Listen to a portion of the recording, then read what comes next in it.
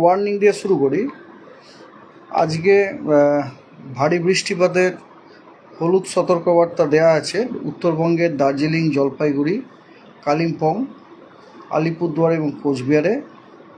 এছাড়া পশ্চিমবঙ্গের সব জেলাতে বজ্রবিদ্যুৎ সহ বৃষ্টির সতর্কবার্তা দেওয়া আছে, এক্সেপ্ট কয়েকটি জেলা যেখানে কোনো সতর্কবার্তা নেই। সেগুলি হলো বীরভূম, মুর্শিদাবাদ, নদিয়া, হাওড়া, কলকাতা এবং উত্তর চব্বিশ পরগনা। এগুলিতে সতর্কবার্তা নেই, কিন্তু অন্যান্য সব ডিস্ট্রিক্টগুলিতে আপনার বজ্রবিদ্যুৎ সহ বৃষ্টিপাতের সতর্কবার্তা আছে।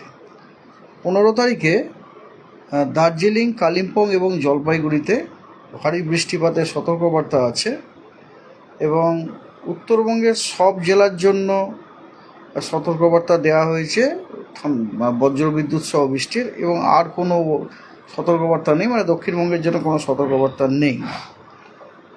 তাহলে এই গেল আপনার 13, 14, 15, তারপরে 16, 17, 18 আগামী 3 দিনের, ওই 3 দিনের জন্য কোনো সতর্কবার্তা নেই। তো এই গেল 5 দিনের সতর্কবার্তা। আর ফোরকাস্ট হচ্ছে এইরকম।